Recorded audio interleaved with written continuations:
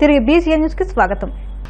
దేశాభివృద్ధి సంక్షేమ పాలన కోసం అటు కేంద్రంలోనూ ఇటు రాష్ట్రంలోని కాంగ్రెస్ పార్టీని ఆదరించాల్సిన అవసరాన్ని ప్రజలు గుర్తించాలని ఆ పార్టీ కడప జిల్లా జనరల్ సెక్రటరీ సయ్యద్ గౌస్పీర్ పేర్కొన్నారు. కడప నగరం 2వ డివిజన్ ఇన్ఛార్జ్ యూసుఫ్ ఆధ్వర్యంలో ఇంటింటికి కాంగ్రెస్ కార్యక్రమం చేపట్టారు. ఈ సందర్భంగా ఆయన మాట్లాడుతూ కాంగ్రెస్ పార్టీ రాష్ట్ర అధ్యక్షురాలు షర్మిల, డీసీసీ అధ్యక్షురాలు విజయజ్యోతి ఆదేశాల మేరకు ఈ కార్యక్రమాన్ని చేపట్టామన్నారు. ప్రజలు ఎదుర్కొంటున్న సమస్యలను పరిష్కరించడమే ధ్యేయంగా ఇంటింటికి కాంగ్రెస్ కార్యక్రమానికి శ్రీకారం చుట్టిందని తెలిపారు. స్థానిక సమస్యలు తెలుసుకుని అధికారుల దృష్టికి తీసుకువెళ్లి పరిష్కారానికి కృషి చేస్తామని హామీ ఇచ్చారు.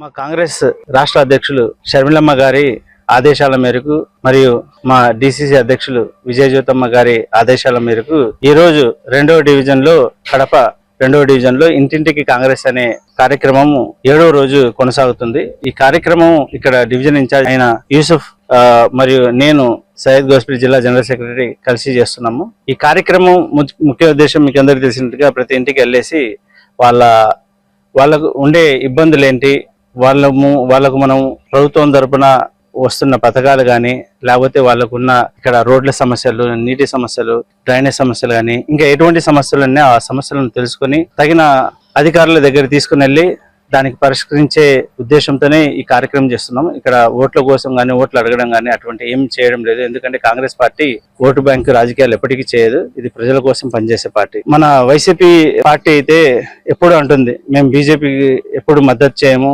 బీజేపీ మాకు వ్యతిరేకమని. అదే విధంగా కూటమి బీజేపీ వైపు ఉంది. ఈ రోజు చూసినట్టయితే బీజేపీ ఓడిలో ఈ కూటమి కానీ, టీడీపీ కూటమి కానీ, వైసీపీ కానీ బీజేపీ ఓడిలో కూర్చొని మన తెలుగు బిడ్డ అయినటువంటి ఉపరాష్ట్రపతి ఎన్నికలకు నిలబడిన తెలుగు బిడ్డకు ఓటేయకుండా వారు తెలుగు వాళ్ళను తలదించుకునే విధంగా ప్రవర్తించడం చాలా దౌర్భాగ్యం.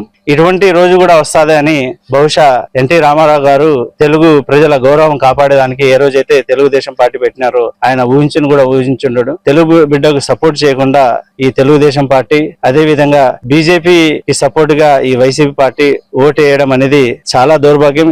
ఇక్కడ ప్రజలు అందరూ గమనిస్తున్నారు. ఈ రెండు పార్టీలు బీజేపీతోనే ఉన్నాయి. కేవలం ప్రజలకు మభ్య పెట్టేదానికి ఇక్కడ ఆంధ్ర రాష్ట్రంలో ఇక్కడ మీరు వేరు, మేము వేరు, మీరు బీజేపీ వాదులు, మీరు మతతత్వవాదులని ఒకరినొకరు దుమ్మేసి పోసుకుంటా ప్రజలను మభ్య పెడుతున్నారనేది అందరూ ప్రజలు గమనిస్తున్నారు.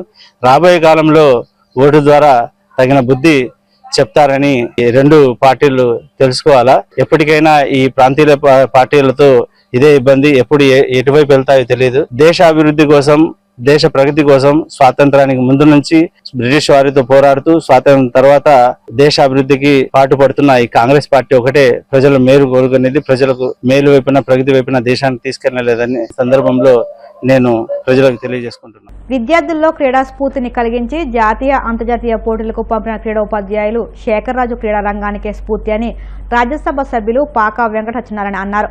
శ్రీ విజ్ఞాన వేదిక కన్వీనర్ రంగసాయి ఆధ్వర్యంలో తన కార్యాలయంలో గురువారం రాష్ట్ర ప్రభుత్వ ఉత్తమ క్రీడా ఉపాధ్యాయునిగా అవార్డు పొందిన జీపీసీ శేఖర్ రాజుకు అభినందన సత్కార కార్యక్రమం నిర్వహించారు.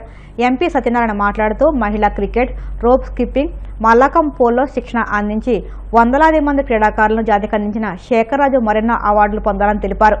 మిత్రుడు శేఖర్ రాజు సమాజానికి ఫిజికల్ ఎడ్యుకేషన్ డైరెక్టర్గా అతను ఆ యొక్క విభాగంలో నిష్ణాతుడిగా అందరికీ కూడా పరిచయం. అయితే సహజంగా ఉద్యోగాలు చేసేటటువంటి వారికి ఒక అలవాటు ఏంటంటే వారు చేసేటటువంటి ఉద్యోగాల మినహా మిగిలినటువంటి కార్యక్రమాలతో వారికి సంబంధాలు ఉండవు. కానీ అసలు ఆ ఉద్యోగాన్నే పూర్తిగా తన వృత్తిగా, ప్రవృత్తిగా మార్చుకుని జీతం ఇచ్చినా ఇవ్వకపోయినా దాంతో నిమిత్తం లేకుండా కొంతమంది యువకుల్ని సమాజానికి తను నమ్మిన తనకున్న అనుభవాన్ని అంతా కూడా రంగరించి ఆ పిల్లలకి వారందరి యొక్క భవిష్యత్తులు తీర్చిదిద్దడం కోసం ఆయన చేసినటువంటి కృషి ఏదైతే ఉన్నదో అది వర్తమానంలో ఉన్నటువంటి అనేక మంది ఉపాధ్యాయులు లేదా వివిధ రంగాల్లో పనిచేసేటువంటి ప్రభుత్వ ఉద్యోగులు అందరూ కూడా అలవర్చిపోతున్నటువంటి లక్షణం. బతకడం కోసమే కాకుండా తన చుట్టూ ఉన్న వారిని బ్రతికించడం, తన తర్వాత తరాన్ని కూడా బతికింపజేసేటటువంటి ఆలోచన కలిగినటువంటి వ్యక్తికి ఈ పురస్కారం లభించడం అన్నది ఇంత ఆలస్యంగా లభించడం కూడా నేనైతే చాలా కాలం అయితే ఈయనకి రావాల్సిన అవసరం ఉంది. ఎందుకంటే ఆయన అనేక రకాల ఈవెంట్లు, పబ్లిక్ తోటి ఈవెంట్స్తో కలిసి ఆ ఆడపిల్లలందరినీ కూడా మరి చాలా నేషనల్ లెవెల్లో క్రికెట్కి పరిచయం చేసేవారు. అదే రకంగా అనేక రకాల వివిధ క్రీడా రంగాల్లో ఆయన ఈ యొక్క యువకులందరికీ కూడా స్ఫూర్తిదాయకంగా నిలిచారు. తదనుగుణంగా ఎదగాలని చెప్పి భావిస్తూ వారికి నిండు ఆయురారోగ్యాలతో పాటు ఆయుష్ని శక్తిని ఇచ్చి మరిన్ని తరాలకి వారి యొక్క సేవలు అందింపజేస్తారని చెప్పి ఆ భగవంతుని పరమేశ్వరుని కోరుతూ సెలవు తీసుకుంటాం. SHBRM హై స్కూల్లో క్రీడోపాధ్యాయులుగా 30 సంవత్సరాలు పనిచేస్తున్నారు. మరి ముఖ్యంగా ఆయన కేవలం స్కూల్ వరకే కాకుండా అనేక ప్రాంతాల్లో ఈ ఆట్యాపాట్య, మహిళా cricket, rope skipping, mallakhamb pole ఇవన్నీ కూడా చేస్తూ మరి అనేక టోర్నమెంట్స్ దేశ విదేశాల్లో కూడా చేయడం జరిగింది. మరి ఆయన ఇక్కడ 2004లో DNR కళాశాల గ్రౌండ్స్లో మహిళా క్రికెట్, ఆట్యాపాట్య అంటే ఉప్పాట అంటారు, ఇవన్నీ కూడా ఉదయం మార్నింగ్ 7 గంటల నుంచే కార్యక్రమం నిర్వహించేవారు. వేసంకాలం సెలవుల్లో కంప్లీట్ ఆయన డెవోషన్ సర్వీస్ చేశారు. మరి ఇవాళ ఆంధ్రప్రదేశ్ చేశాక వారికి ఒక ఉత్తమ క్రీడోపాధ్యాయులుగా ఇచ్చారు. వారి నాన్నగారు కూడా మరి గోవిందరాజు గారు కేశవరాయ్ స్కూల్లో పనిచేసేవారు. ఆయన కూడా చాలా డెడికేటెడ్. కో ఆట అనేగానే గోవిందరాజు జ్ఞాపకం వచ్చారు. ఇవాళ ఈ అవార్డు వచ్చిన సందర్భంలో మరి పార్లమెంట్ సభ్యులు శ్రీ పాకా వెంకట సత్యనారాయణ గారి చేతుల మీదుగా వారిని అభినందించే కార్యక్రమం ఏర్పాటు. ఈ రోజుని పాకా సత్యనారాయణ గారు రాజ్యసభ సభ్యులు, అందులో అంతకంటే కూడా మా వార్డులో ఉంటూ ఎన్నో సేవా కార్యక్రమాలు చేసి ఆయన ప్రజల మన్ననలందరినీ పొందిన వ్యక్తి. అయిన మా అందరికీ మంచి ఆప్తులు. ఆయన చేతుల మీదుగా నేను ఇలాగ ఇవాళ సన్మానం పొందడం అనేది చాలా ఆనందంగా భావిస్తానికి thank you sir, thank you very much. Kuppam నుంచి ఇచ్చాపురం వరకు చేపట్టిన రాజ్యాంగ పరిరక్షణ పాదయాత్ర విశాఖపట్నంకి చేరుకుంది.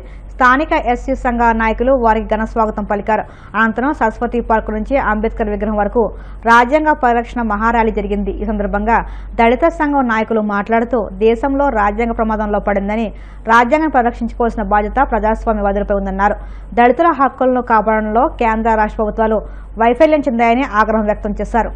రాజ్యాంగాన్ని కాపాడుకోవాల్సినటువంటి బాధ్యత మన మీద ఉంది. ఇప్పుడున్నటువంటి కూటమి ప్రభుత్వం అసలు ఏం చేస్తుంది, దళితులని ఏ విధంగా బహిష్కరిస్తుంది, దళితులకి ఏ విధంగా వీళ్ళు ఇస్తున్నటువంటి దాడులేంటి, జరుగుతున్నటువంటి అగత్యాలేంటి అని అనేది అందరం చూస్తున్నాం. దీన్ని పరిష్కరించడానికి లేకపోతే దీన్ని ప్రశ్నించడానికి కుప్పం నుంచి వీళ్ళు పాదయాత్ర చేస్తూ ఇవాళ విశాఖపట్నానికి రావడం జరిగింది. విశాఖపట్నంలో మా ఆధ్వర్యంలో ఇవాళ జరుగుతున్నటువంటి ఈ కార్యక్రమం నేను నిజంగానే ఆనందిస్తున్నాను, అభినందిస్తున్నాను. ఈ సందర్భంగా అశోక్ గాని కానీ లేకపోతే చెన్నకేశ్వర్లు కానీ అదే విధంగా ఒక ఎక్స్ మంత్రి అయినప్పటికీ కూడా కుప్పం నుంచి తోడుగా ఉన్నటువంటి సార్ కోసం కానీ డెఫినెట్గా ఇదైతే రాజ్యాంగాన్ని కాపాడుకోవాల్సినటువంటి బాధ్యత మా మీద ఉంది. నిజంగా ఇవాళ చెప్తున్నాను, ఆడపిల్లల మీద జరుగుతున్న అగత్యాలు కానీ అన్నదమ్ముల్లా కలిసి ఉన్నటువంటి మమ్మల్ని విడదీసే ప్రయత్నం చేసినటువంటి మీరు ఇవాళ ఇష్టం వచ్చినట్టుగా అడ్డగోలుగా మీరు రిజర్వేషన్లను తీసేసి చూస్తున్నటువంటి ఆటని రాబో రోజులలో సమాధానం చెప్పేది కూడా మాలలే అన్న విషయాన్ని గుర్తుపెట్టుకోండి.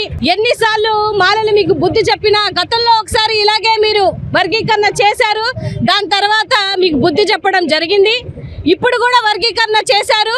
రాబో ఎలక్షన్లో మీకు మీ కుమారుడికి గద్దె దించేంత వరకు మాలలు మాత్రం ప్రయాణిస్తూనే ఉంటారు, పోరాడుతూనే ఉంటారు అన్న విషయాన్ని గుర్తుపెట్టుకోండి.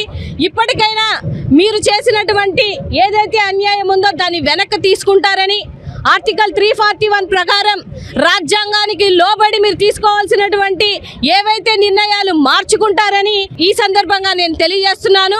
ఇక నుంచి వచ్చినటువంటి మా అన్నదమ్ములకి, వచ్చినటువంటి మా జాతి బిడ్డలందరికీ నా మనస్ఫూర్తిగా కృతజ్ఞతలు తెలియజేస్తున్నాను. చివరిసారిగా చెప్తున్నా, ఖబర్దార్ ఉన్నటువంటి కూటమిలో ఉన్నటువంటి ప్రతి ఒక్క నాయకుడికి చెప్తున్నాను, మిమ్మల్ని మీ గద్దె దించేది మాత్రం మాలలే అని గుర్తుపెట్టుకోవాల్సిందిగా ఈ సందర్భంగా తెలియజేస్తూ. వార్తలు ముగించే ముందు ముఖ్యాంశాలు మరొక్కసారి. అనాకోడలు శ్రీ భీమేశ్వర స్వామి దేవస్థాన అభివృద్ధికి నూతన ధర్మకర్తల మండలి సభ్యులు కృషి చేయాలి. భీమవరం ఎమ్మెల్యే పులపర్తి రామన్యాయులు. మంగళగిరి జనసేన పార్టీ కార్యాలయంలో జనవాణి కార్యక్రమం. ప్రజల నుంచి అర్జీలు స్వీకరించిన తూర్పు కాపు కార్పొరేషన్ చైర్మన్ పాలవాల యశస్వి. అన్నదాత పోరు గ్రాండ్ సక్సెస్ అయిందన్న వైసీపీ కడప జిల్లా అధ్యక్షుడు రవీంద్రనాథ్ రెడ్డి. ప్రభుత్వం ఎన్ని అడ్డంకులు సృష్టించినా రైతులు వైసీపీ శ్రేణులు తరలి వచ్చారని వెల్లడి.